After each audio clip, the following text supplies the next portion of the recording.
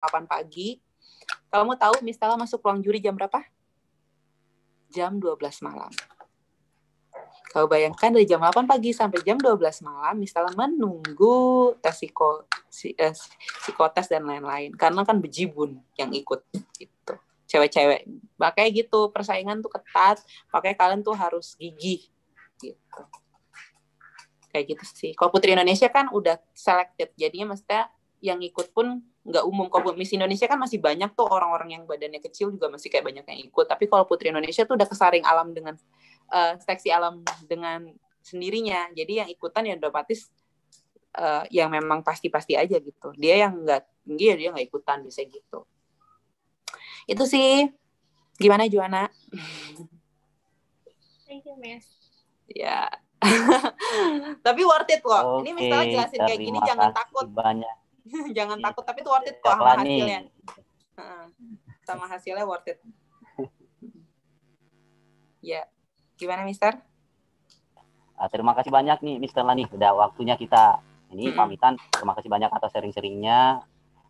Seorang putri Indonesia berbicara di depan 7 gadis cantik dan 2 cowok ganteng gitu ya. Nah, iya benar-benar. Oke. Terima kasih banyak, Miss. Mungkin itu yang bisa dulu kami tanyakan. Mudah-mudahan di lain kesempatan kita bisa bertemu kembali. Miss juga bisa menjadi pembicara di sekolah kita juga kembali untuk meningkatkan ataupun menyemangati, memotivasi anak-anak kita. Siapa tahu dari Semak Penabur Kota Wisata ada yang menjadi Miss Indonesia ataupun Putri Indonesia. Amin. Ada nggak Miss Putra Indonesia ya?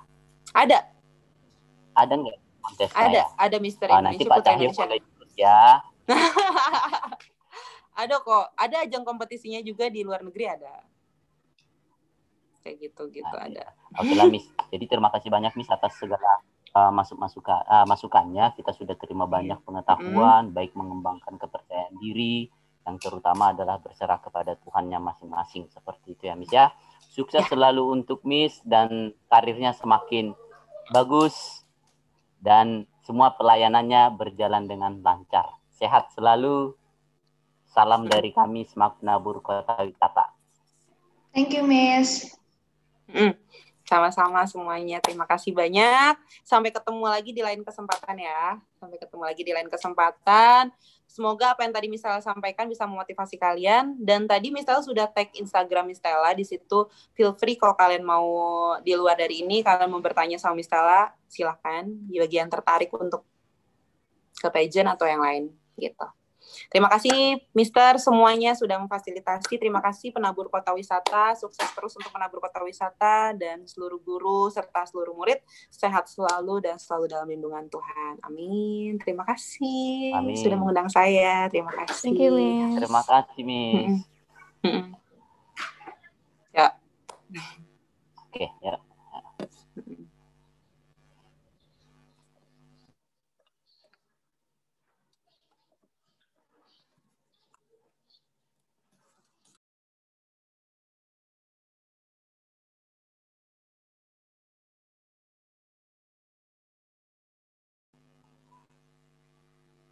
Halo, selamat siang Pak Hanif Ismail.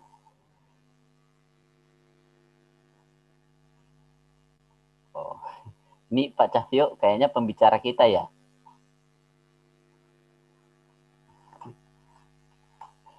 Gimana nih? Cuman join aja dulu ya. Halo, selamat pagi Pak Hanif. Oh iya. Selamat pagi Bapak. Oh iya Pak. Bisa dengar saya Pak ya? Bisa dengan jelas Pak, iya. Ya. Oke Pak, untuk acaranya nanti sesi 2 sekitar pukul berapa ya Pak? Ya. 10.30 ya? 30 menit kan? Sekitar 30 menit lagi Pak. Oh 30 menit lagi Pak ya? Iya, makanya tadi saya lihat sudah mulai join. Memang kita belum admit tadi Pak, karena masih ada di sesi pertama gitu. Oh oke, oleh karena itu saya keluar dulu Pak ya? Boleh Pak, boleh. Nanti pukul 10.30 baru dimulai kembali ya Pak ya. Baik Bapak. Iya Pak, terima kasih Pak ya. Terima kasih, Pak.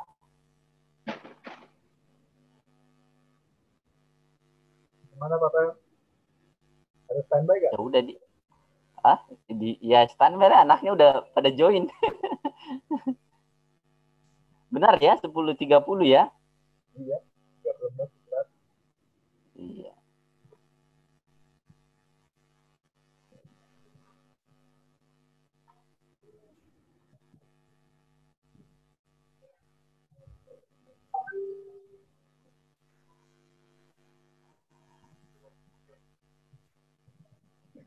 Kita istirahat dulu ya Pak Cahyo ya.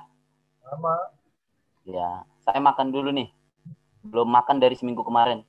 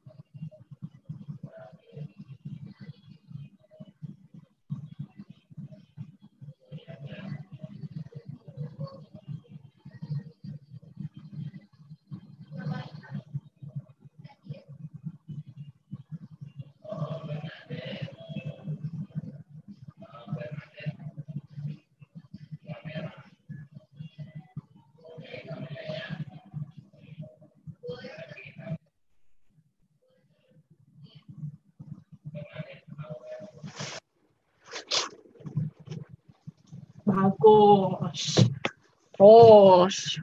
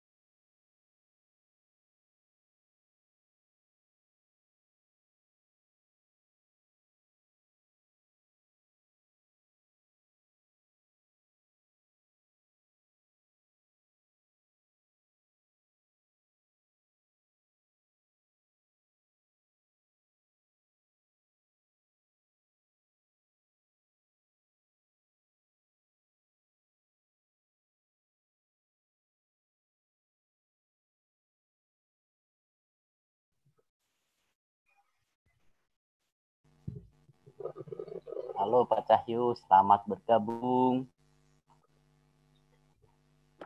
Oke, baik. Untuk anak didik kami, Semak Penabur Kota Wisata yang sudah bergabung, boleh tetap menyalakan kamera selama proses kegiatan. Ya.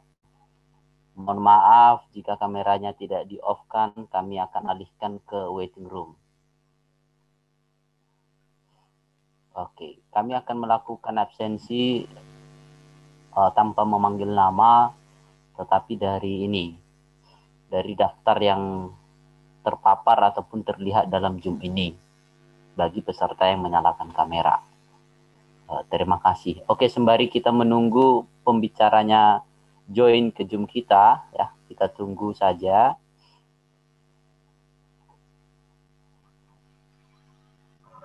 Dan untuk teman-temannya boleh mungkin diingatkan ya, teman-teman satu kelasnya masing-masing, siapa saja yang seharusnya bergabung di Zoom 2, boleh mengingatkan kembali agar segera mereka bergabung. Terima kasih.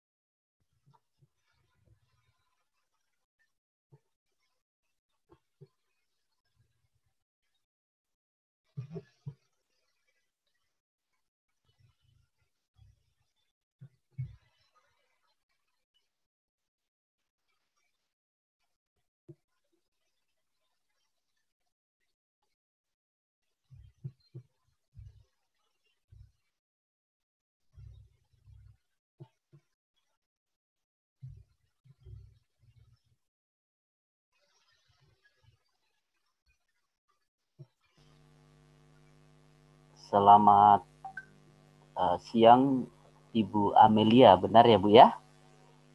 Benar Pak. Iya. Selamat siang Pak. Oh iya Bu, ini ada Ibu Amelia, ada Pak Hanif, ada 2 orang ya Bu ya? Iya, dari kampus ada 2. Oh iya benar ya Bu ya? Iya Pak. Bentar ya Bu ya, saya sampaikan sesuatu hal dulu untuk anak didik kami ya Bu ya? Iya Pak, baik Pak. Mohon izin ya Bu ya? Baik Pak. Oke baik, selamat siang semuanya para peserta didik kami. Kembali Bapak ingatkan kembali, tolong untuk menyalakan kameranya karena Bapak akan melakukan presensi kehadiran kalian melalui penyalaan kameranya. Karena saya dan Pak Cahyo harus benar-benar memastikan kalian mengikuti kegiatan ini dengan baik dan benar, ya. Karena ini merupakan pengetahuan yang penting untuk dipahami. Demikian. Mohon maaf peserta didik kami jika kalian tidak menyalakan kamera, kami akan buat di waiting room. Mohon maaf nih. Ini yang perlu kami tekankan dan ingatkan kepada anak didik kami. Terima kasih. Mungkin ke teman yang belum join nanti boleh disampaikan. Oke, baik. Selamat siang juga untuk Pak Hanif dan selamat siang juga untuk Ibu Amelia. Selamat siang, Pak. Sudah boleh hadir di ruang Zoom kita untuk memberikan pemaparan ataupun menyampaikan pengetahuan-pengetahuan baru kepada anak didik kita agar mereka lebih mengerti dan lebih paham mengenai materi yang akan disampaikan oleh Bapak dan Ibu.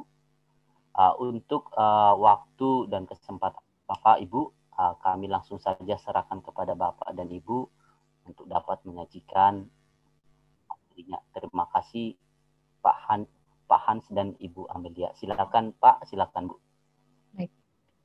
Baik. Halo. Bisa dengar saya, Bapak? Maaf. Jelas dengar Pak ya. Terdengar dengan jelas. Oke.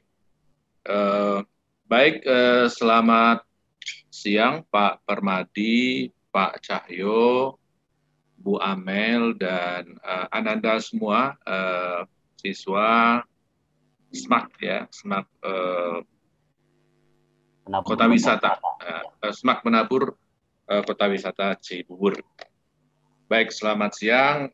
Salam kenal, saya adalah Hanif Ismail.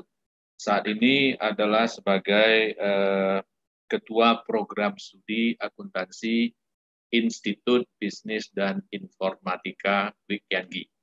Alamatnya Jalan Yos Sudarso, Kafling 87 ya, di seberang Sunter, di seberang Kelapa Gading di daerah Sunter.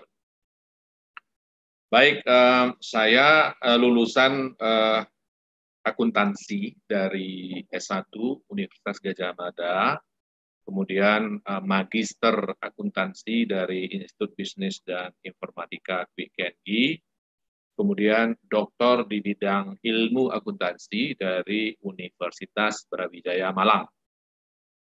Di samping itu saya juga magister manajemen dari Institut Bisnis dan Informatika Kwik Kian Gi, dan lulus juga doktor yang kedua di bidang manajemen pendidikan dari Universitas Negeri Jakarta. Saya di samping staf akademik dan pengelola program studi juga tentu banyak juga berkecimpung di bidang konsultasi, pernah di Bank Indonesia, di Perum Peruri, kemudian juga tentu konsultasi di bidang perpajakan yang hari ini mungkin Ananda akan banyak akan nanti ditayangkan tentang karir di dunia perpajakan yang akan banyak disampaikan oleh rekan saya Bu Amelia. Jadi dalam penyampaian ini Pak Permadi dan Pak Cahyo dan Ananda semua, kami ada dua narasumber di sini. Saya Hanif Ismail, nanti ada Ibu Amelia Sandra, nanti akan memperkenalkan diri nanti, atau silakan dulu Bu Amel dulu memperkenalkan diri dulu, nanti baru setelah itu kita secara bergiliran presentasi, saya nanti itu dilanjutkan dengan Bu Amel. Silakan Bu Amel.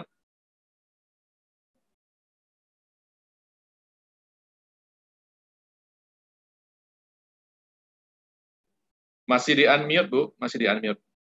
Oh iya. Selamat siang semua. Salam sejahtera buat kita semua.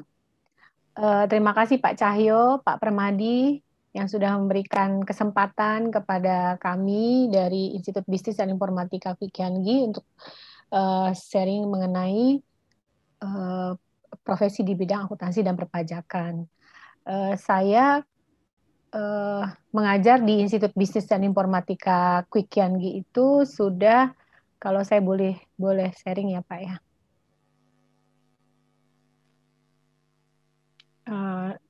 Kalau CV saya ini pendidikan S1 saya di Universitas Andalas Padang, jurusan akuntansi, kemudian S2 di bidang pajak di Universitas Indonesia. Kemudian saya ngambil lagi untuk akuntansinya di Institut Bisnis dan Informatika Kwik Kian Gi. Kemudian pengalaman bekerja pernah sebagai auditor, kemudian staf pusat studi keuangan daerah, dan selebihnya saya memang banyak memang khusus di dunia pendidikan sebagai dosen. Dari mulai 98 sampai sekarang saya dosen tetap di Institut Bisnis dan Informatika Kwik Kian Gi.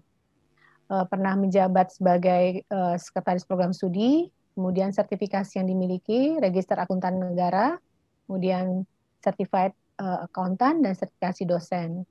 Ini beberapa buku yang sudah saya buat, kemudian beberapa penerbitan di beberapa jurnal juga, mengikuti beberapa organisasi ilmiah juga.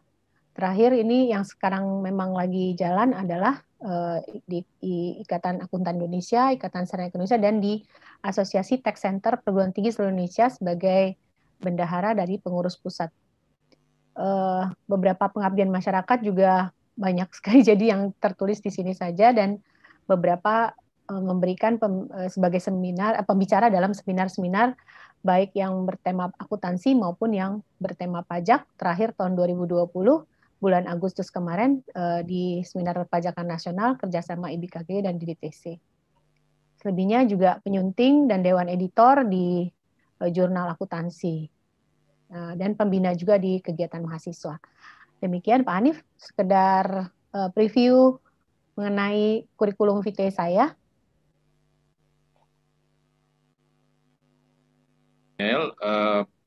Pak Parmadi dan Pak Cahyo dan adik-adik semua, apakah saya boleh sedikit memperkenalkan kampus IBKG dan nanti saya akan bercerita tentang profesi akuntan, lalu nanti akan saya tampilkan satu pengalaman dari alumni kami gitu Pak. Boleh kami sampaikan begitu Pak ya? Baik, silakan Pak ya. Oke, saya langsung share screen saja.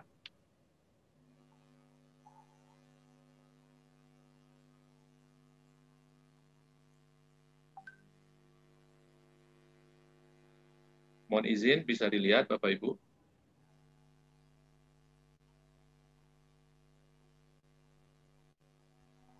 Bisa terlihat Bapak? Bisa, bisa Pak. Bisa. Baik, saya ambil cuplikan-cuplikan saja, tidak semua yang akan saya sampaikan. Nanti akan dilanjutkan oleh Bu Amel ya. Ini adalah kampus Institut Bisnis dan Informatika Quick&Gi. Ini adalah salah satu gambar spot kita di kampus di Sunter, Kapling 87, Jalan Yosudarso. Jadi sebagaimana Bapak dan adik-adik juga sudah mengetahui bahwa kampus Institut Bisnis dan Informatika Quick&Gi itu didirikan oleh dua tokoh ya yang memang sangat intens, sangat mengikuti dan terlibat penuh di dalam dunia bisnis dan ekonomi ya. Bapak Quick&Gi, beliau sebelum terjun ke dunia politik, beliau adalah seorang pengusaha, seorang profesional. Beliau pernah menjabat Menteri Koordinator Bidang Ekonomi di zamannya Bapak Gus Dur, lalu menjadi Menteri Bappenas di zamannya Ibu Megawati, pernah menjadi anggota MPR dan seterusnya. Lalu Pak Junaidi Yusuf adalah praktisi bisnis ya, entrepreneur. Beliau adalah founding father daripada industri obat ya, Konimax. Ya, kalau kita makan obat bebas dari Paramex itu adalah dari industri Konimax dan banyak sekali produk-produk yang nasional dan internasional. Jadi beliau sangat paham betul ya apa yang sangat dibutuhkan oleh perusahaan ya, bidang-bidang apa, bidang-bidang keahlian apa yang sangat dibutuhkan oleh company, lalu mereka mendirikan kampus ya untuk menyiapkan SDM yang betul-betul nanti diharapkan terjadi link and match gitu ya. Ada kesesuaian antara kurikulum pembelajaran di kampus dengan dunia kerja. Nah, saya fokus ke akuntansi ya karena kita adalah tadi profesi akuntansi. Saya pengelola saat ini ya di program studi akuntansi. Hanif Ismail ya, doktor. Saya kalau gelar lengkapnya seperti itu memang karena memang 2 kali mengambil doktor, 2 kali mengambil master. Jadi Bapak-bapak dan Ibu dan Ananda semua ya, yang harus diketahui adalah akuntansi itu adalah sebuah profesi ya, dia adalah pekerjaan profesi.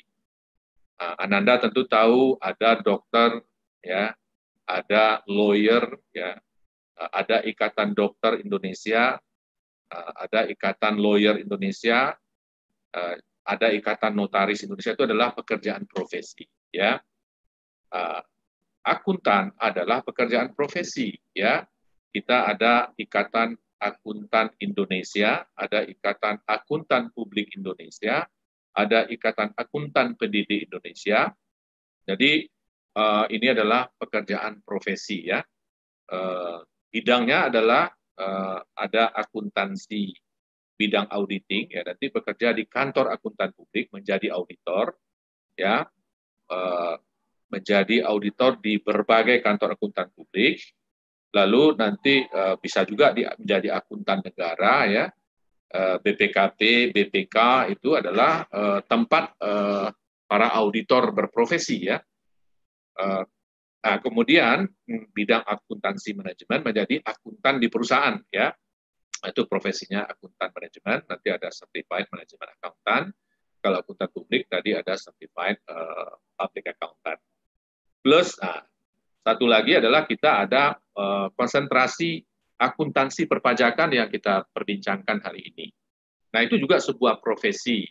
Jadi kalau teman-teman Ananda nanti mengambil konsentrasi perpajakan, di samping memperoleh sarjana akuntansi dan memperoleh keahlian perpajakan, nanti lama-lama nanti bisa dua profesi sekaligus, menjadi tadi profesi di bidang akuntansi, ya ada ikatan profesi juga di situ. Nah, di perpajakan juga nanti ada Ikatan Konsultan Pajak Indonesia, ya, IKPI. Nah, itu juga mengeluarkan sertifikasi tersendiri. Itu profesi juga, profesi lebih khusus lagi daripada akuntansi. Nah, akuntansi dan perpajakan itu tidak bisa dipisahkan karena itu memang sebuah profesi. Saya mengibaratkannya itu satu kamar tapi lain tempat tidur. Nah, itu aja bedanya, ya. Ya, satu ranah sebetulnya, ya, satu kamar tapi lain tempat tidur. Jadi sangat berdekatan profesi itu. Nah, oleh karena itu kami kampus IBKKG ingin menghasilkan sarjana akuntansi yang memiliki kompetensi, ya, sebagai akuntan, ya, tadi profesi kita namanya akuntan, yang memiliki integritas, ya, nilai-nilai attitude moral yang tinggi, ya, kemudian memahami bisnis global, menguasai teknologi informasi, dan dapat mempelajari proses bisnis itu dengan cepat dari proses bisnis dari industri yang berbeda-beda, gitu, ya. Jadi itu. Jadi tadi profesi itu, ya, tadi dikatakan bahwa profesi di bidang apa? Ya, profesi dalam bidang sebagai pihak yang ahli, ya, yang ahli di bidang akuntansi. Apa itu akuntansi? Akuntansi adalah tools untuk atau alat untuk akuntabilitas, pertanggungjawaban manajemen, ya, alat akuntabilitas itu adalah akuntansi, dan akuntansi itu adalah bahasa bisnis, ya. Melalui laporan keuangan itu dikomunikasikan pihak manajemen bertanggungjawabkan, ya, akuntabilitas kepada investor, calon investor, kreditur, kepada fiskus, ya, atas kinerja ekonomi dari perusahaan yang dia kelola. Ya. Jadi dia adalah bahasa bisnis. Tadi ini adalah sebuah profesi tadi. Akuntan adalah sebuah profesi, ada akuntan publik, akuntan manajemen, akuntan pemerintah. Dan ada ikatan profesi tadi yang mengatur pekerjaan dari profesi itu. Nah, kita juga di kampus IBKKG, Institut Bisnis dan Informatika UIKNG, memiliki 3 konsentrasi tadi, bidang auditing, akuntansi manajemen, dan perpajakan.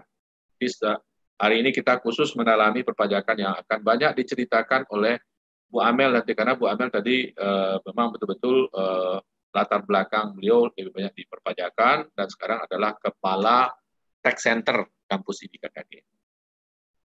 Nah, ini Bapak Ibu dan Ananda semua, karena ini adalah karir D, ya, karir D. Jadi saya menceritakan ya, salah satu alumnus kami namanya Pak Mas Friso Palilingan, ya, SE, AKT, dan CPA dan seterusnya itu, ya. Beliau adalah alumni, ya, Mas Friso Palilingan ini adalah alumni Institut Bisnis dan Informatika UIKNG, lulus dari S1 akuntansi kita di sini tahun 2006, ya. 2006, sekarang 2020, jadi 14 tahun kemudian. Apa gerangan yang terjadi dengan Mas Friso Palilingan? Nah, jadi sekarang ini Mas Friso Palilingan itu memiliki 10 jenis jabatan penting, ya, saat ini tahun 2020 ini, ya. 2020 ini yang semuanya adalah profesi-profesi terkait dengan profesi akuntan, ya. Satu adalah menjadi senior partner dalam usia 34 tahun di kantor akuntan publik Paul Hadi Winata, Hidayat Arsono, Retno, Palilingan dan rekan. Ya, ini firma anggota PKF Internasional. Jadi kalau di Indonesia sekarang PKF itu adalah kelompok 8 besar kantor akuntan publik. Nah, jadi Friso Palilingan di sini sudah senior partner. Tapi ada catatan juga, Mas Friso ini sudah menjadi partner sebelumnya di kantor akuntan publik sebelumnya namanya BDO, tempat dia bergabung, itu dalam usia 26 tahun. Jadi memang beberapa saat setelah dia lulus dari kampus kita, ya, berkarir di kantor akuntan publik dan dipercaya menjadi partner ya di BDO dalam usia 26 tahun. Nah, sekarang dia lebih banyak di KAP Paul Hadi Winata dan rekan tadi yang anggota PKF Internasional. Jadi kalau senior partner itu sudah bagian dari pemilik Bapak Ibu ya. Jadi dia sudah sebagai entrepreneur juga di situ tuh. Pengelolaan bisnis, bagaimana mencari klien. Jadi itu sudah sebagai entrepreneur di bidang kantor akuntan publik. Jabatan yang kedua, ini baru sebulan yang lalu beliau diangkat ya, ada masuk media massa juga, ialah komisaris independen di PT Intiland Development TBK. TBK itu perusahaan yang sudah go public, yang sudah listing di Bursa Efek Indonesia. Jadi menjadi komisaris independen di situ dia, diangkat baru sebulan yang lalu. Ya, komisaris independen, apa pekerjaannya? Jelas itu mengawasi jalannya perusahaan di bawah tanggung jawab dari para direksi. Jadi itu pekerjaan strategis ya. Lalu sejak 2013 sampai sekarang menjadi komite audit di PT BFI Finance Indonesia Tbk juga, perusahaan yang sudah go public juga. Jadi komite audit di situ. Komite audit itu adalah perpanjangan tangan dari Dewan Komisaris ya untuk melakukan pengawasan terhadap direksi ya atas jalannya perusahaan ya, terutama pengawasan keuangan. Sejak tahun 2015 sebagai anggota Dewan Standar Akuntansi Keuangan Ikatan Akuntan Indonesia, ini adalah organisasi profesi yang saya sebut tadi bahwa akuntansi itu adalah profesi ya, sama halnya dengan dokter tadi. Jadi kita ada Ikatan Akuntan Indonesia. Mas Friso juga sebagai anggota dewan itu. Yang kelima, 2016 sejak tahun 2016 sampai sekarang komite audit lagi DPT Duta Intidaya Tbk. Sejak tahun 2018 komite audit DPT Medika Loka dan seterusnya, TBK juga ya. Kemudian komisaris PT Asia Investama dan komite audit lagi. Jadi setelah kita lihat cermati ada di lima perusahaan yang sudah listing di Bursa Efek, Mas Friso ini menjabat jabatan yang menurut saya sangat strategis. Ya, tentu kalau dilihat dari sisi materi ya, satu saja 50 juta sebulan kali 5 ada 250 gitu ya. Belum lagi sebagai senior partner tadi di kantor akuntan publik tadi itu. Nah, jadi kalau dilihat dari angka-angka sih tentu juga luar biasa beliau ini ya. Maka sangat sibuk sekali. Nah, jadi yang ingin saya kutip juga sebuah quote ya dari Friso Palilingan ini yang kami sempat wawancarai ya. Dia bilang, saya sangat bersyukur ya dapat menempuh pendidikan saya di bidang akuntansi di kampus Institut Bisnis dan Informatika Quick&Me. Dan sebanyak 3 kali berturut-turut beliau begitu sarjana akuntansi tahun 2006 ya, 2006 lalu melanjutkan juga pendidikan profesi akuntan di kampus kita juga, lalu juga mengambil S2 magister akuntansi. Ya, proses belajar mengajar yang menyenangkan dan disiplin ikut mengantarkan Mas Friso ini menyelesaikan perkuliahan dengan baik dan tepat waktu ya, sehingga dia punya bekal yang cukup untuk berkarir di bidang profesi akuntan tadi ya. Dia bermula dari akuntan publik, sekarang melalang buana dari berbagai company terutama yang sudah listing di Bursa Efek Indonesia. Jadi apa yang bisa kita ambil di sini, Ananda dan Bapak Ibu semua adalah ketekunan itu pastilah menentukan semuanya, ya. Orang yang biasa-biasa saja kalau dia tekun bisa mengalahkan orang pintar yang tidak tekun, itu sudah pasti. Ya. Orang yang biasa-biasa saja kalau dia tekun, dia bisa mengalahkan orang yang punya bakat sangat baik tapi tidak tekun. Ya. Jadi ketekunan dalam meniti karir, ketekunan dalam menjalani pendidikan itu adalah modal untuk Ananda nanti bisa berhasil menempuh profesi tertentu, ya. Ya.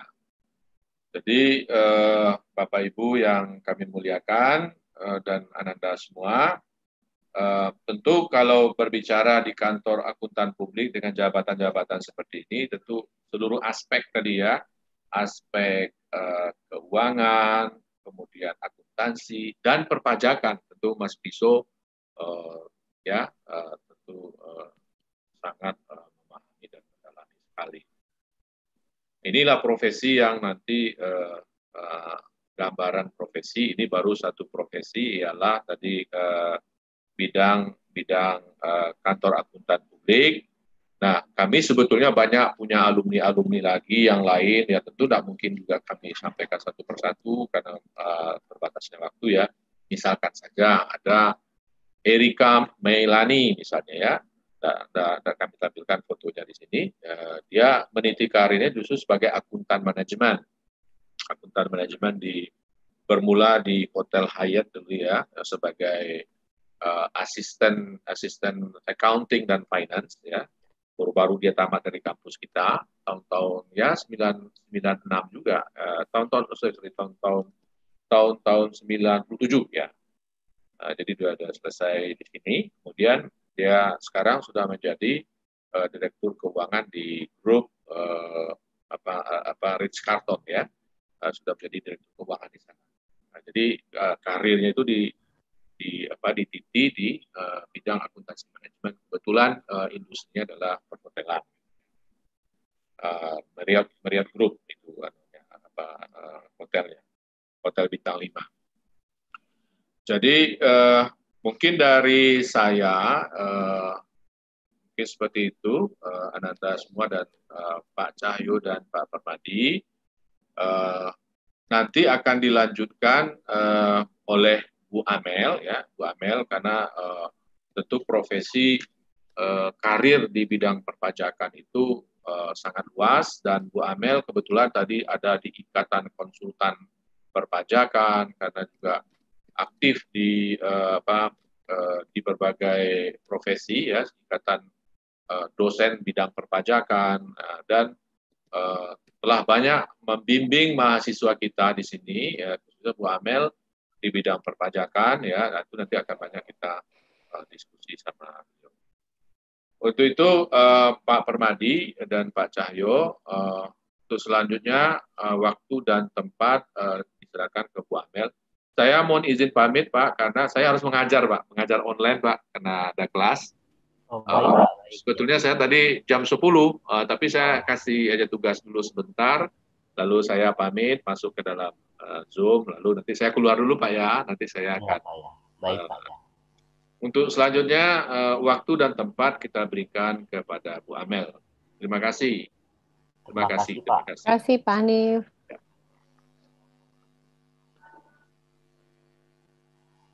Pak Hanif di sebentar, maaf. Screen. Ya.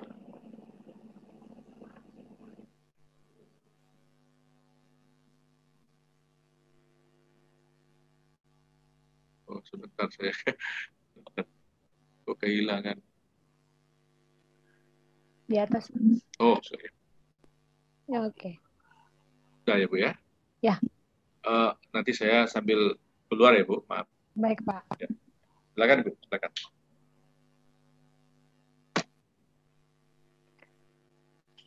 Oke, baik,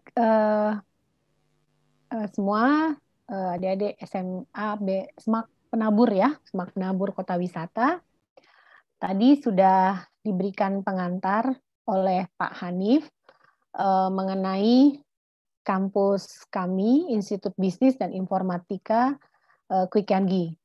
Nah, memang kita dari program studi akuntansi itu mempunyai 3 konsentrasi. Jadi program studinya akuntansi, terus punya lagi konsentrasi-konsentrasi. Nah, konsentrasinya itu ada 3, yaitu konsentrasi akuntansi manajemen, kemudian konsentrasi akuntansi perpajakan, dan konsentrasi pemeriksaan audit.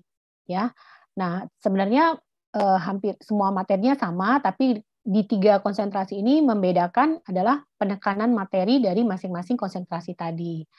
Nah, saya itu ada di konsentrasi perpajakan, ya, di konsentrasi perpajakan. Jadi biasanya bedanya dengan konsentrasi yang lain adalah mata kuliah perpajakan itu lebih banyak lagi untuk menjadi bekal bagi mahasiswa memasuki dunia kerja nantinya.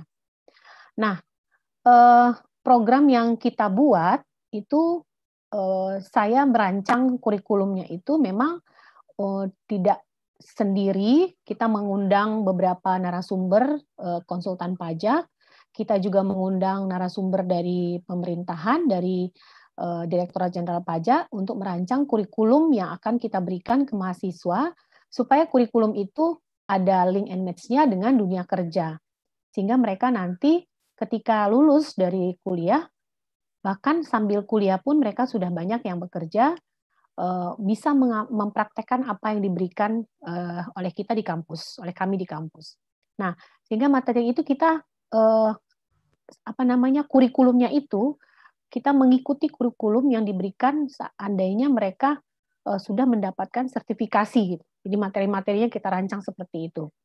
Nah, pengalaman kita dari beberapa mahasiswa yang saya bimbing khusus di perpajakan, alhamdulillah semuanya sekarang mendapat posisi yang bagus, ya. Selain Viso tadi banyak banget yang di konsultan pajak yang tidak bisa disebutkan satu persatu karena memang satu kali lulus itu ada sekitar 50-an di konsentrasi pajak yang memilih konsentrasi pajak.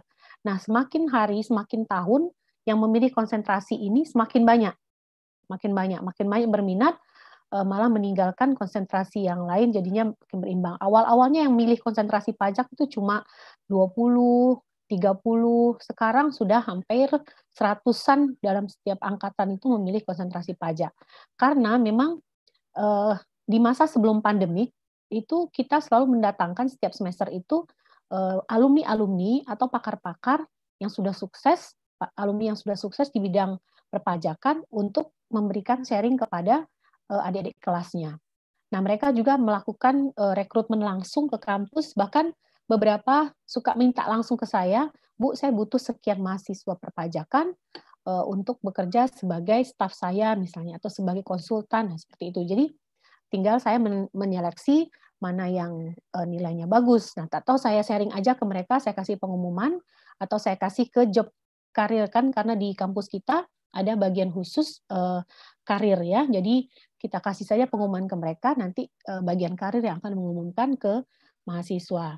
Ini memang selama ini kalaupun dipanggil untuk wawancara, pekerjaan, mahasiswa udah, saya rasa dengan bekal yang kita berikan di kampus sudah sangat siap untuk memasuki dunia kerja, ya, khususnya di bidang perpajakan. Nah, saya sedikit share screen.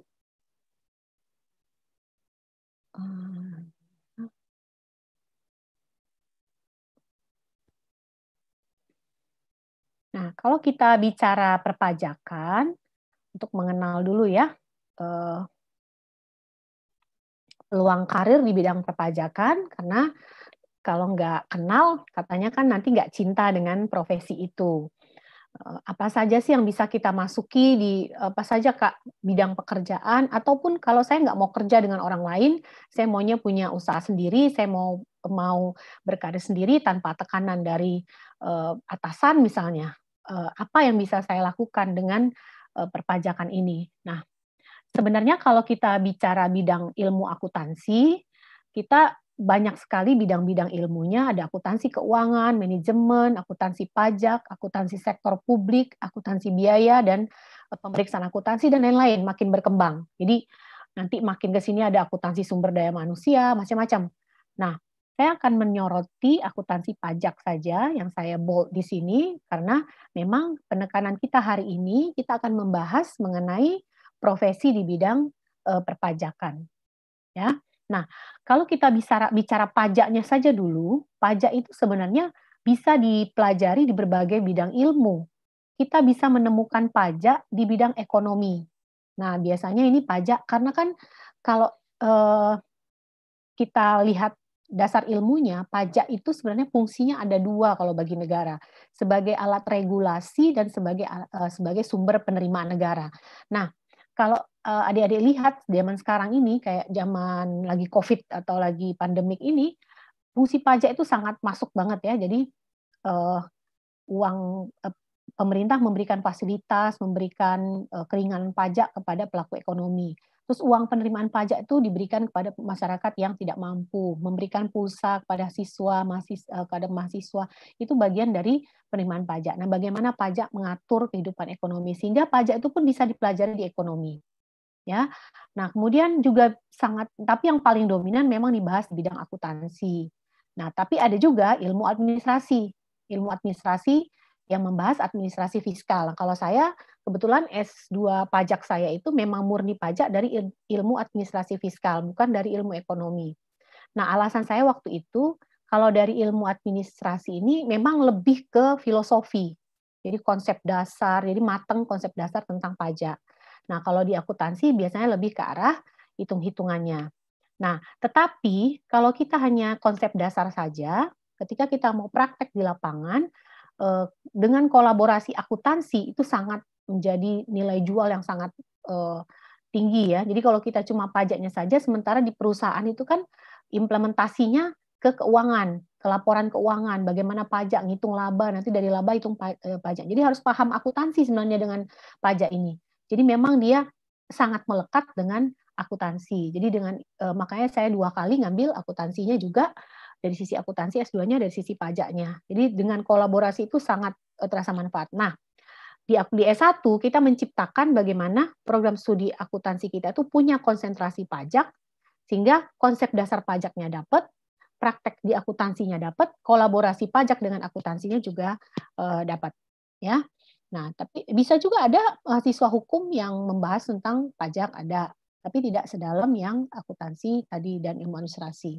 Di bidang sosiologi juga, karena kan fungsi pajak sebagai fungsi mengatur, berarti juga mengatur kehidupan sosial politik di dalam masyarakat. Ya, nah jadi kita akan penekanan di akuntansi karena memang nilai tambah atau nilai jualnya lebih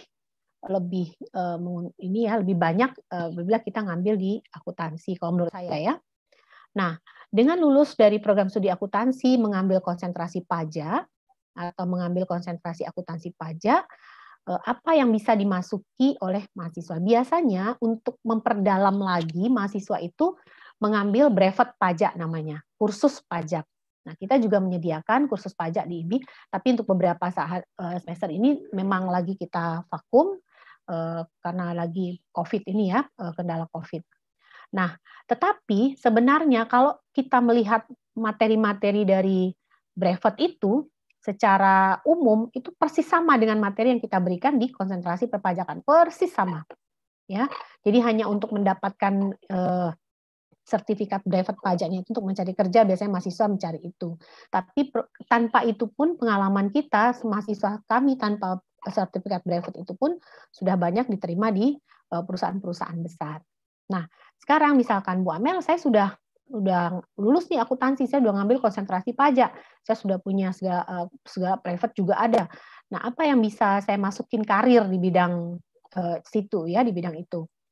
Nah, kita lihat kalau kita memang fresh graduate, banyak pilihan menjadi bidang karir yang bisa kita masuki ya. Kalau kita memang baru, fresh graduate kan boleh memilih yang mana, nanti mana passion kita yang lebih kuat, ya disitulah kita akan berkarir selamanya menurut saya. Tapi pilihan-pilihan itu yang pertama, yang pasti menjadi pegawai pajak di lingkungan Direktorat Jenderal Pajak. ya. Nah, tapi kalau ini melalui penerimaan pegawai negeri sipil di Kementerian Keuangan. Nah, kalau kita memang lihat kalau dari beberapa mengikuti acara-acara Direktorat Jenderal Pajak, memang jumlah pegawai pajak di Indonesia masih sangat sedikit ya dibanding dengan jumlah wajib pajaknya yang puluhan juta.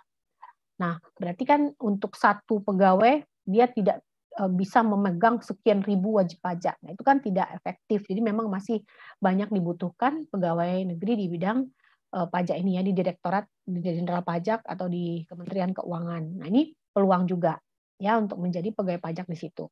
Kemudian apalagi kita bisa menjadi pilihannya menjadi tax planner di kantor akuntan publik. Nah, biasanya ini pekerjaannya salah satunya membuat perencanaan pajak sebuah entitas, sebuah perusahaan. Karena dia bilang tax planner. Jadi pajak itu kan bagi perusahaan kan beban karena harus membayar ke negara, ya. Dan itu wajib karena itu kewajiban kita. Nggak boleh mengelak, yang namanya wajib harus kita lakukan.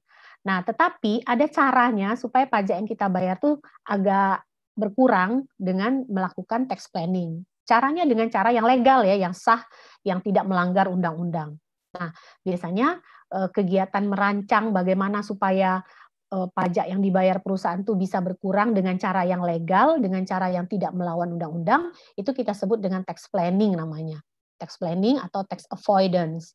Nah, kegiatan tax planning ini biasanya dilakukan oleh seorang yang ahli accounting plus pajak, karena dia nggak mungkin menerapkan apa yang mesti dia hemat dari perusahaan itu. Berarti dia harus paham bagian-bagian accountingnya. Nah, ini kita sebut dia ahli tax planner namanya, karena dia memplanning pembayaran pajak di perusahaan itu supaya membayar seminimal mungkin dengan cara yang legal ya, yang tidak melanggar undang-undang. Karena kalau kita pakai cara-cara yang ilegal, kita melanggar hukum, berarti itu nanti sanksinya sanksi pidana penjara. Tapi kalau ini kita sah, kalau tax planner itu sah dan memang boleh dibolehkan secara aturan ya, dengan cara biasanya dengan cara memanfaatkan celah. Jadi kan ada undang-undang, ada peraturan, nah mana celah yang bisa dimasukin di situ. Nah, misalnya nih nanti kalau di pajak aturannya begini, ada 2 metode. Nah, kita kalau pakai metode yang pertama dengan metode kedua, mana yang lebih kecil pajaknya? Oh, ternyata metode pertama. Nah, itu berarti legal. Ya, karena kita hanya memanfaatkan celah atau menggunakan loophole istilahnya yang ada di dalam aturan perpajakan. Ini bisa juga kita masuk. Jadi kalian nanti kalau tamat ya langsung melamar di kantor akuntan publik. Nah, biasanya di kampus kami, biasanya di Career Day itu kantor akuntan publiknya yang datang ke perusahaan, ke kampus untuk penerimaan staf dari kantor akuntannya. Karena memang banyak dari mahasiswa-mahasiswa kita yang sudah menjadi jabatan-jabatan tertentu yang tinggi di kantor akuntan. Ya. Nah, kantor akuntan yang bagus itu memang yang the Big 10 mestinya. Yang bagus lagi the Big 4. The Big 4, habis the Big 4 itu the Big 10. Nah, itu yang bagus ya, baik dari sisi salary, pengalaman, dan sebagainya. Oke, nah kemudian apalagi yang bisa dimasuki, yang bisa kita kerja, itu menjadi tax spesialis di kantor akuntan publik juga. Kalau tadi khusus planning, kalau ini tax spesialis, jadi dia nggak nge-planning, tapi dia melakukan semacam ya pekerjaan klerikal istilahnya ya. Jadi bagaimana mengelola pajak di sebuah perusahaan dari klien yang dia pegang. Karena ada klien nih, aduh tolong dong, nah, kita dibahas kerjakan akuntansinya juga, kerjakan juga pajaknya. Nah itu dia kita sebut dia dengan tax spesialis. Nah tax spesialis ini biasanya di divisi pajak ya, tugasnya menangani segala masalah pajak klien. Ini pilihan ketiga yang bisa kita masuki di profesi pajak ini. Kemudian yang keempat, adik-adik juga bisa memilih untuk menjadi tax advisor di kantor konsultan pajak.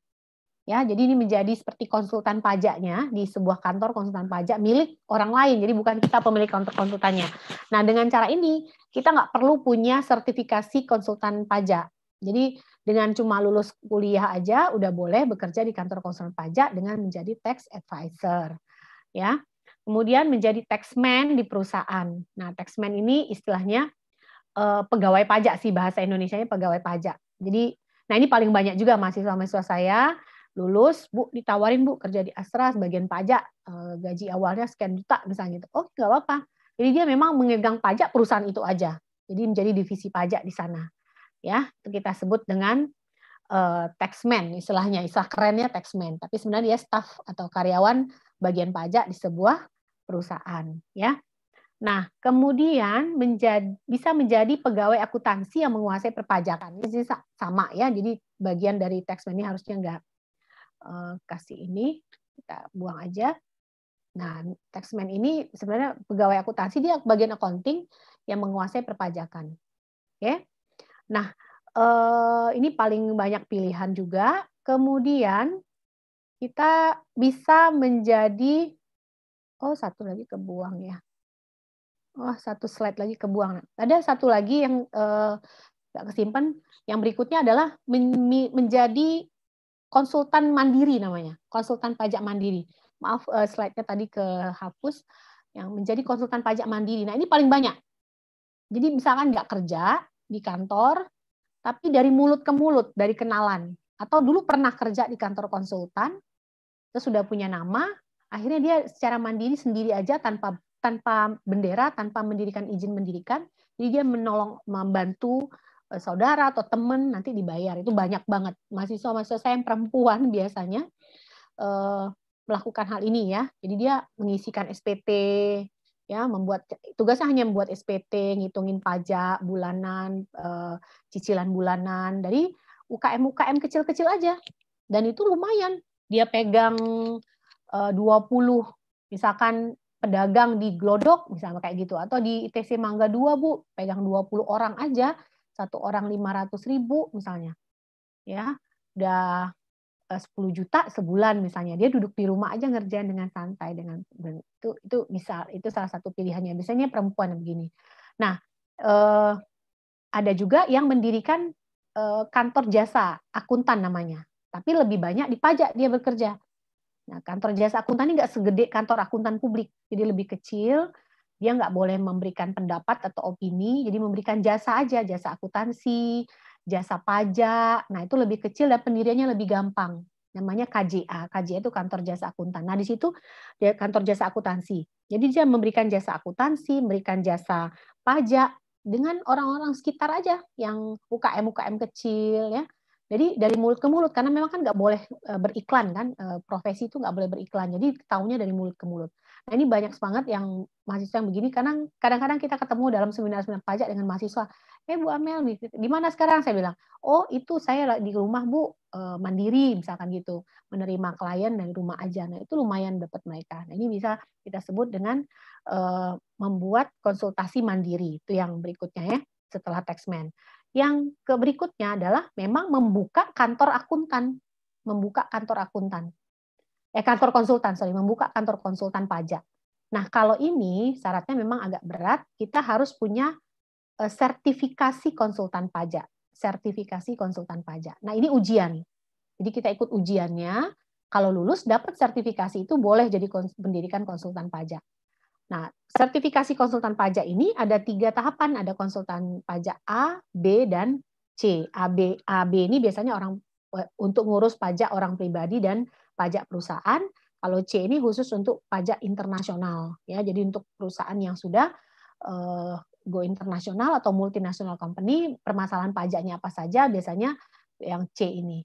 Nah, nanti dengan dapat sertifikasi ini, biasanya mengeluarkan sertifikasi ini adalah Ikatan Konsultan Pajak atau IKPI. Nanti ujiannya mereka menyelenggarakan bekerja sama dengan DJP, Direktorat Jenderal Pajak. Ya, nah ini resmi. Jadi kalau akuntan publik ada sertifikasinya, namanya bersertifikasi akuntan publik atau BAP. Tapi kalau pajak itu namanya bersertifikasi konsultan pajak atau BKP. Makanya sering kita lihat di nama orang di belakangnya ada BKP, itu khusus kalau mereka mau mendirikan konsultan pajak. Tapi kalau mereka nggak mau mendirikan konsultan pajak, nggak ngambil itu nggak apa-apa. Ya, nah hanya untuk jadi pegawai biasa aja atau jadi pengajar, jadi dosen, nah itu nggak perlu juga untuk mendapatkan sertifikat. Biasanya untuk mendirikan konsultan pajak. Nah itu yang berikutnya. Yang ketiga, yang berikutnya lagi adalah, ini karena hilang slide-nya, menjadi blogger. Nah ini paling banyak. Blogger pajak atau YouTuber pajak sekarang, malah kalau yang lagi trendingnya YouTuber. Kalau dulu tuh blogger. Jadi dia membuat blog sedemikian rupa, dirancang bagus, buat tulisan-tulisan tentang pajak, banyak dikunjungi mahasiswa pajak yang bikin tugas, cari masalah.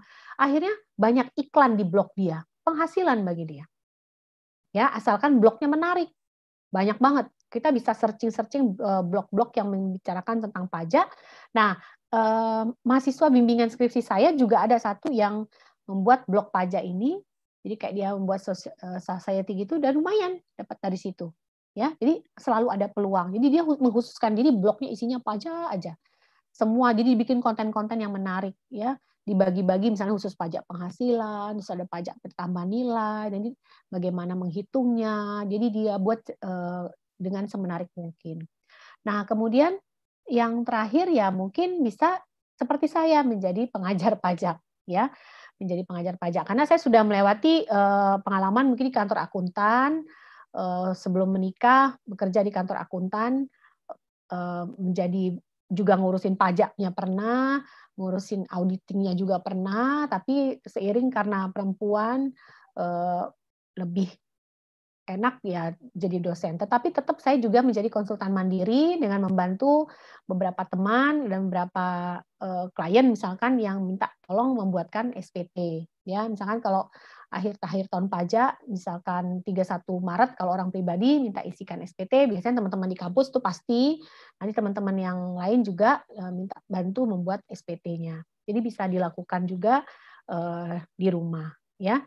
Nah, kemudian ya dengan kegiatan pajak ini banyak sekali nanti konsorsium atau ikatan-ikatan yang bisa kita ikuti yang untuk menambah pengetahuan kita, ya. Nah, nggak mesti juga dari anak IPS untuk belajar pajak, IPA juga karena saya dulu SMA juga IPA, malah masuk ke akuntansi dulu, baru nanti besok memperdalam di bidang perpajakan. Jadi nggak ada masalah, malah katanya anak SMA, anak IPA lebih ketika masuk ke IPS malah lebih cepat ya daripada anak IPS sendiri. Tapi anak IPS juga kenceng banget di kampus kita itu sama berimbang gitu, IPS IPA sama aja dan sama-sama suksesnya di bidang masing-masing ya. Nah, itu sharing pengalaman saya membimbing masuk, atau ada juga yang begini kasusnya mahasiswa saya. Dia bagian pajak di kantor akuntan. Dia bagian pajak di kantor akuntan publik. Terus karena bagus, datang sering ke klien, kan kita pasti ke klien kalau kita di kantor akuntan publik tuh dia datang ke klien, memberikan advisor gitu di kantor klien. Nah, kliennya berminat, ditarik, mau nggak di kantor saya aja, jangan di kantor sana, mau nggak nanti saya bayar deh uang pindahnya, saya sediain mobil, sediain ini, pindah jadinya. Nah, umumnya banyak begitu. Jadi ketika kita bekerja di kantor akuntan publik atau di kantor konsultan pajak, kemudian mereka senang dengan kita. Waktu kita mengaudit kan kita berkomunikasi, dilihatnya kita bagaimana. Nah, biasanya suka ditawarin, bagaimana kalau kerja di kantor kami saja. Ditawarin fasilitasnya pasti lebih bagus daripada fasilitas di tempat sebelumnya. Nah, itu banyak banget mahasiswa saya seperti itu. Akhirnya pindah ke perusahaan, ya nanti menjadi kepala pajak di sana atau jadi apa. Bahkan kemarin yang datang ke kampus namanya si Stefan itu, dia ditawar karena dia biasa memberikan, dia kerja di kantor akuntan publik di bagian pajak pertambangan. Jadi dia sering ke kliennya itu memberikan advice tentang pajak. Si kliennya tertarik dengan dia, ditawarkan pegang kantor dia, pegang beberapa cabang dia yang ada di luar negeri juga dengan fasilitas yang memberikan. Akhirnya pindah. Nah, itu juga menjadi banyak banget terjadi. Jadi akhirnya selagi muda ya pindah-pindah nggak masalah ya. Dan ketika sudah memutuskan mau aktif di bidang apa, nanti baru kita lanjutkan terus ininya. Nah, itu beberapa pengalaman yang bisa kita berikan dari saya pribadi, mungkin yang pernah saya lakukan yaitu tadi sebagai staf di kantor konsultan pajak dulu, di kantor akuntan publik, baik mengurus pajaknya atau maupun auditnya. Kemudian sekarang ini selain jadi dosen juga melakukan konsultasi mandiri dengan beberapa teman atau temannya ada yang punya usaha minta bantu isikan, nah seperti itu ya. Demikian saya rasa Pak Cahyo, mungkin waktunya sudah saya banyak pakai. Adik-adik kalau mau ada yang ditanyakan silahkan. Pak Permadi mungkin ya. Ya, baik untuk peserta didik kami sekalian, silakan untuk sesi tanya jawab saat ini, silakan ditanyakan hal-hal apa. Mari, silakan. Terima kasih Bu Amelia ya. Ya Pak.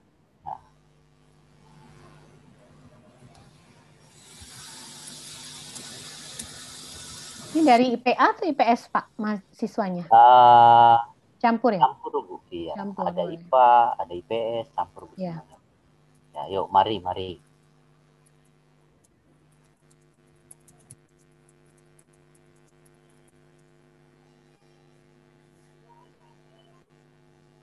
Silakan adik-adik.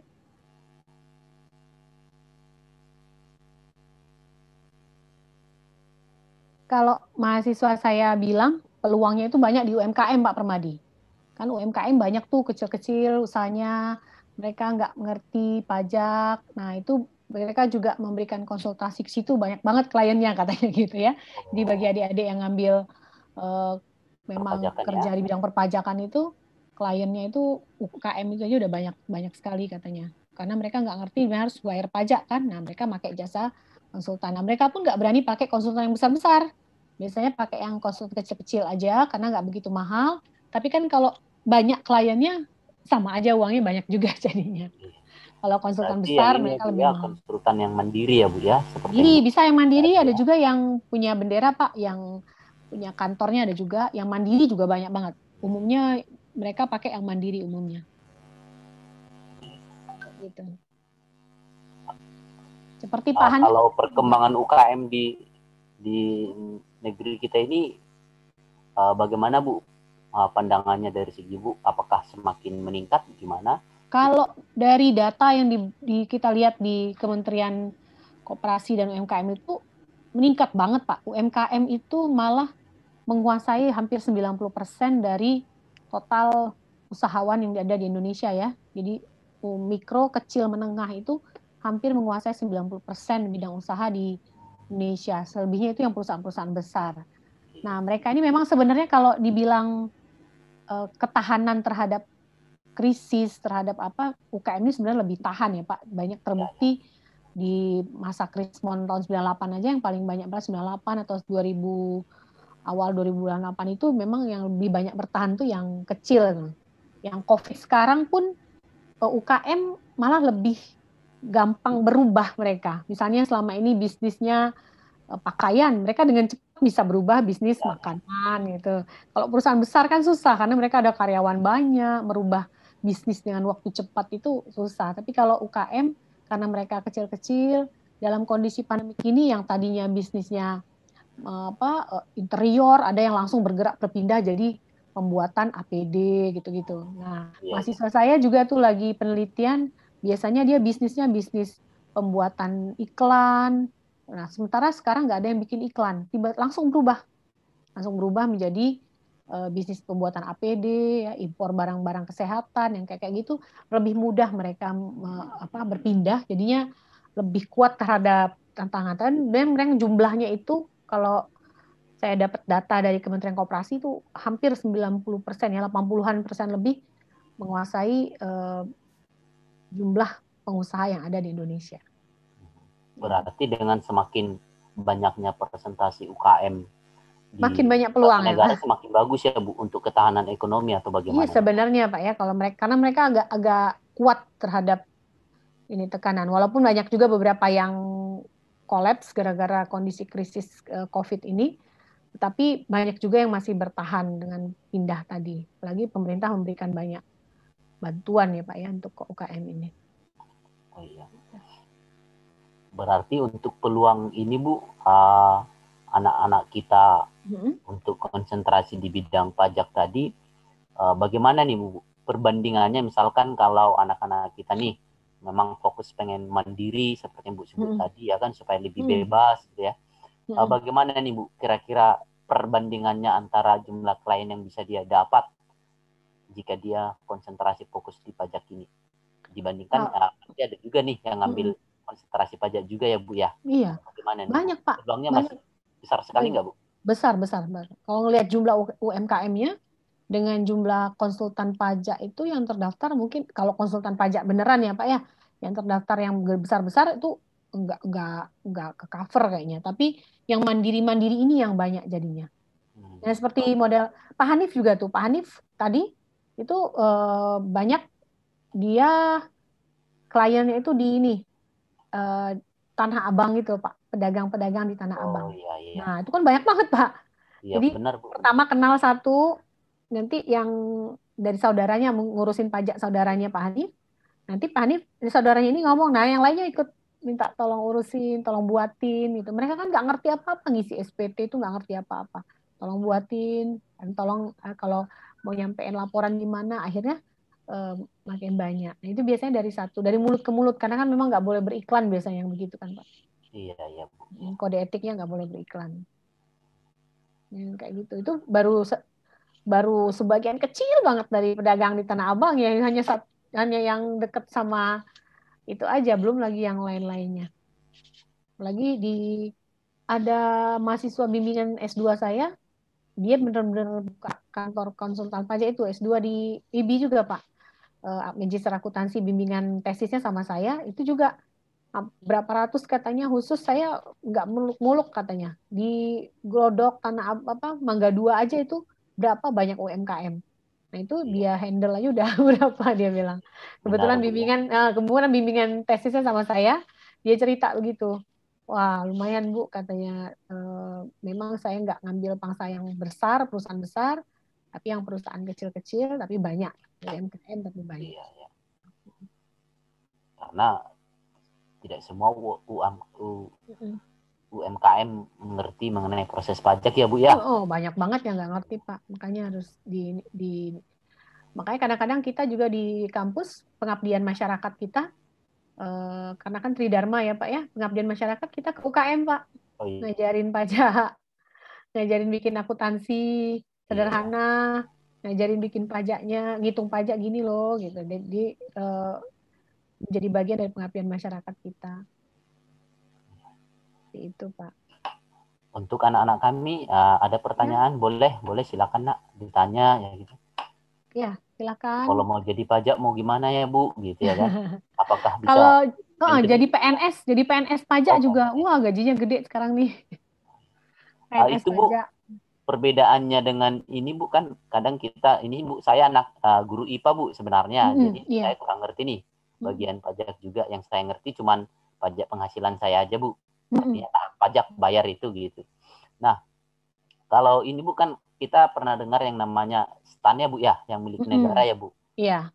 Itu mereka itu dikonsentrasikan gimana itu Bu? Apakah juga untuk pajak juga atau bagaimana juga ya Bu ya? Bandingkan ini kan tadi saya lihat nih dari Universitas Kiangi ini tadi kan ada beberapa akuntansi pajak, akuntansi ini gitu ya. Bagaimana Bu? Di mana sih letak perbedaannya Bu? Kalau STAN itu kan sekolah kedinasan Pak. Kedinasan di bawah Kementerian Keuangan. Jadi punya pemerintah istilahnya.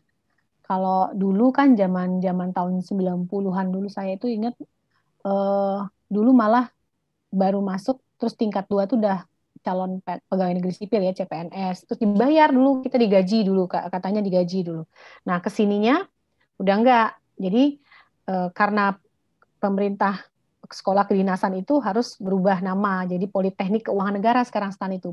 Politeknik Keuangan Negara STAN namanya. Oh iya. Nah, itu tidak dikasih uang lagi mereka, jadi kayak sekolah biasa aja tapi gratis, karena kan kedinasan gratis. Nanti setelah tamat mereka langsung tes untuk penempatan di mana gitu, jadi langsung jadi pegawai negeri. Kalau nggak mau juga nggak apa-apa kan, biasa juga itu, tapi langsung otomatis jadi pegawai negeri, cuma penempatannya di mana mereka akan tes lagi untuk penempatan. Nah di situ tuh banyak jurusannya, itu ada akuntansi, ada pajak, ada manajemen aset negara, ada bea cukai, yang kayak gitu Pak. Jadi yang akuntansi ya akuntansi aja juga, karena dia D3 kan, D3 dan D4. Ada yang pajak, berarti dia khusus konsentrasi di pajak aja. Nah itu juga ada D3-nya. Ada yang manajemen pengelolaan aset negara, nah itu dia belajarnya aset negara.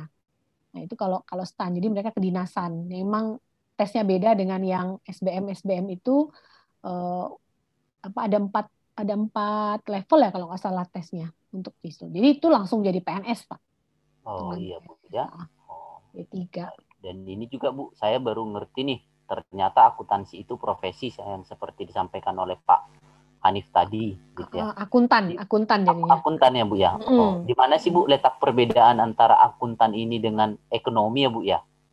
Oh, kalau akuntansi itu dia kalau kita lulus akuntansi, kalau dulu Pak lulus akuntansi itu sarjana ekonomi namanya. Terus kalau kita mau dapat profesi akuntannya, jadi kayak dokter. Kalau dokter kan koas dulu.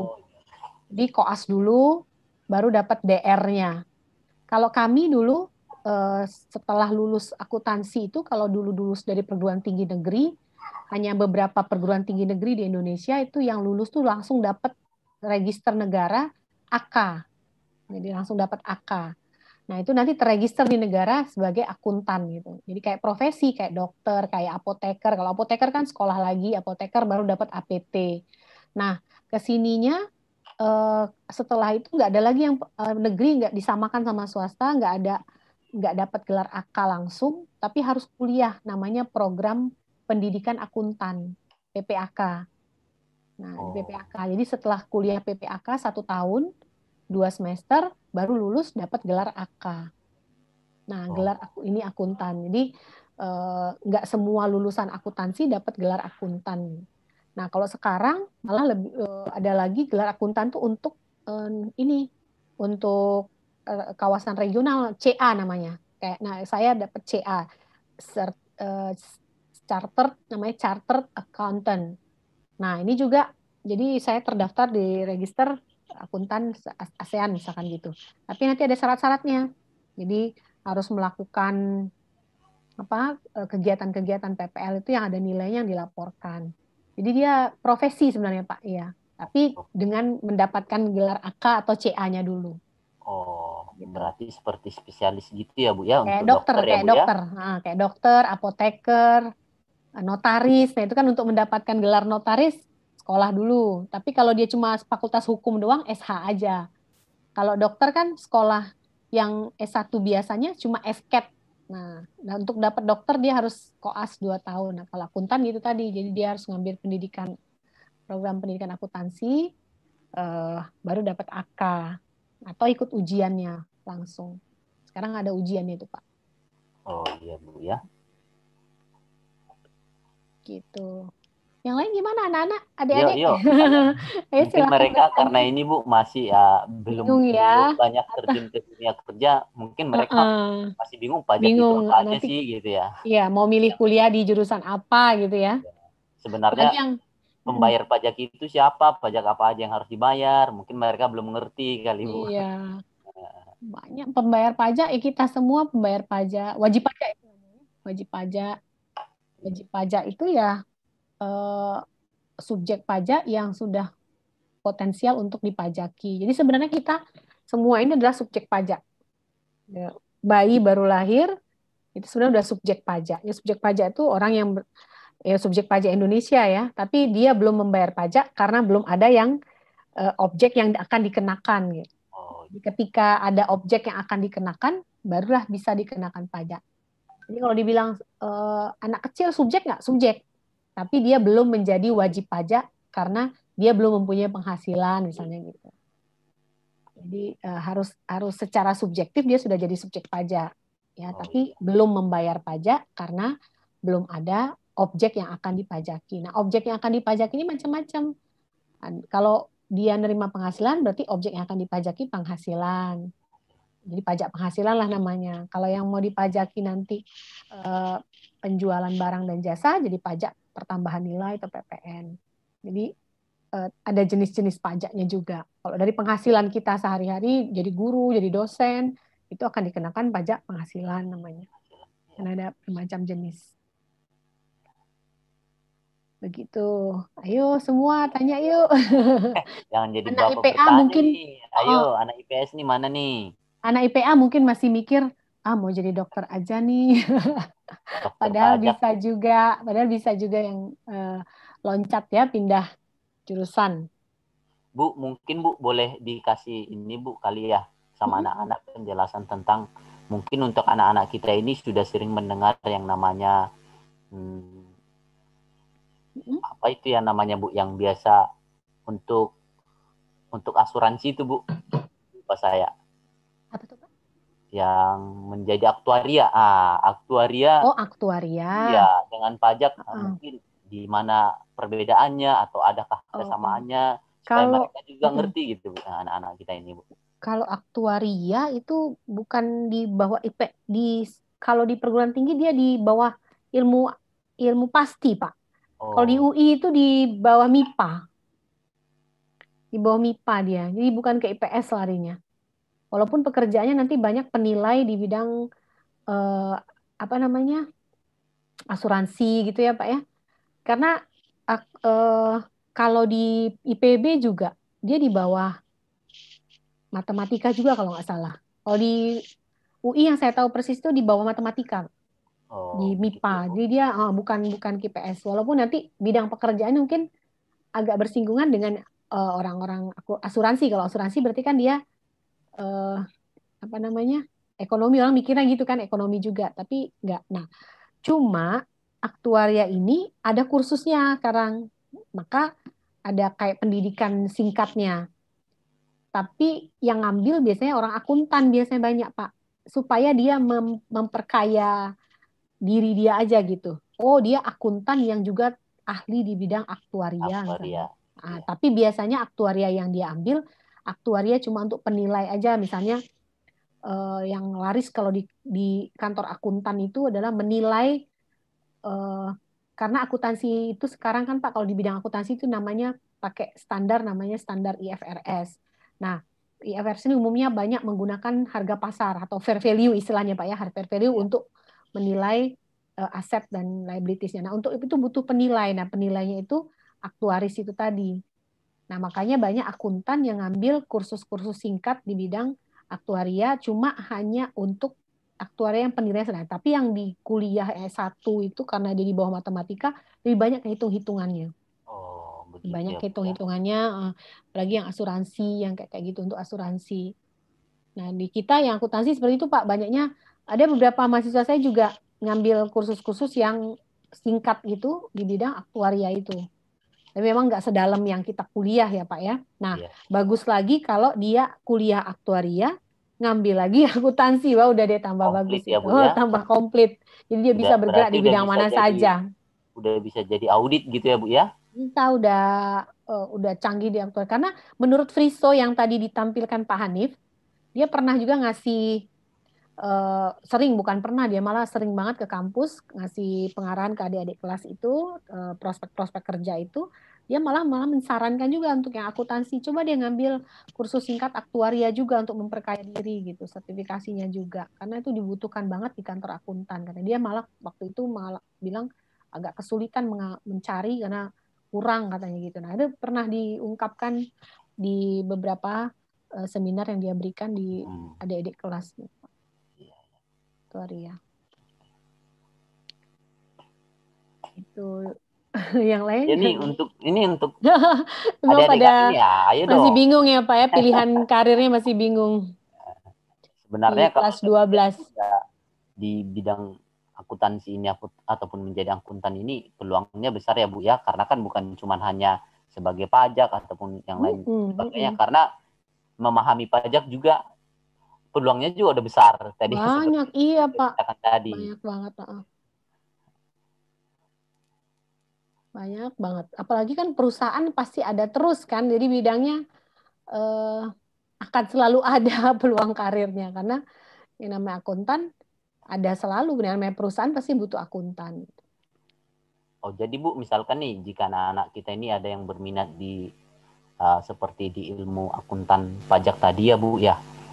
Apakah ketika mengambil jurusan ataupun di universitas tertentu, misalkan seperti Quick&Gi ini tadi, itu langsung ada jurusan akuntan pajak gitu ya Bu, atau nanti dikelompokkan pada semester berapa dia akan menjadi spesialis akuntan pajak atau akuntan apa gitu, gimana Bu? Kalau di kita akuntansi dulu Pak, karena kan prodinya prodi akuntansi. Jadi akuntansi dulu, nanti di semester 5 baru dia pengkonsentrasian Pak. Oh begitu ya Bu. Baru nanti dikonsentrasikan, konsentrasi pajak, konsentrasi audit, konsentrasi akuntansi manajemen gitu. di semester 5. Nah, itu yang membedakan beberapa mata kuliah dia dengan konsentrasi yang lain. Gitu, Pak.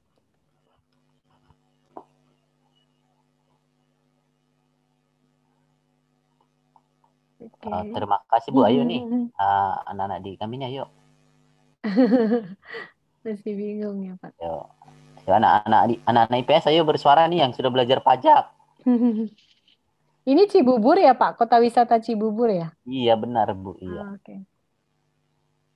Ayo, Nak.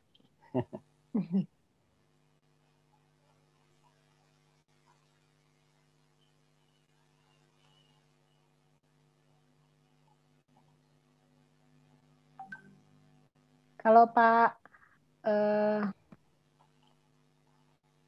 Permadi ya? Pak Permadi Iya, benar, ngajar Bu. apa, Pak?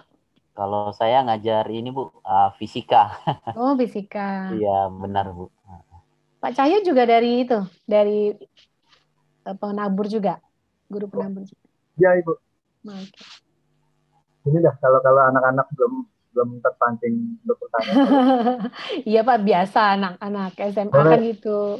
Boleh Bingung, masih bingung. Boleh saya yang bertanya, Ibu? Gimana, Pak? Boleh. Kalau bisa, mudah-mudahan bisa jawab. Gini. Saya jujur orang awam soal pajak, nggak mengerti. Tapi ya melihat dari paparan dari tadi Bapak yang tadi, yang Pak Hanif ya. dengan Ibu juga sedikit banyak juga tertarik dengan profesi di bidang pajak nanti gini. Tapi belakangan beberapa tahun sebelum ini, semenjak kasus Gayus Tambunan, itu jadi sedikit banyak ya jadi sedikit kurang berani untuk entah nanti anak saya coba arahkan ke pajak atau apa. Jadi sebenarnya semua profesi juga pasti ada resiko hukum. Iya, pasti. Bisa kena kasus hukum ya, Pak. Kena dia. Jadi bagaimana kalau kita untuk bisa tidak terhindar atau tidak tergoda untuk masuk ke hal yang mungkin salah. Misalkan kita bekerja di kantor akuntan gitu, pajak yang disewa oleh sebuah perusahaan, lalu kita dengan sedemikian rupa kita entah melaporkan pajaknya atau bagaimana, mungkin kita tidak sengaja salah gitu, melakukan faktor kesengajaan, apakah kita bisa dituntut secara hukum? Apa nanti yang masuk ke ranah hukum perusahaan tersebut, perusahaan yang menyewa kita, atau kita juga yang pegawainya yang kena kita, ya mungkin kita nggak sengaja ambil langkah yang kurang tepat gitu dalam melaporkan atau apa gitu. Mungkin itu kali. Iya, Pak Cahyo. Sebenarnya yang seperti Pak Cahyo bilang, memang semua profesi pasti punya konsekuensi masing-masing ya. Kalau di pajak ini memang orang suka bilang karena dia berhubungan dengan uang ya, Pak ya. Berhubungan dengan uang, terus berhubungan dengan uang keluar apalagi, karena kan harus membayar sejumlah uang ke negara, membayar pajak. Nah, biasanya orang-orang itu suka tergoda kalau kasus Gayus kan dia sebenarnya Gayus ini pegawai negeri di Kementerian Keuangan bagian Direktorat Jenderal Pajak sebenarnya.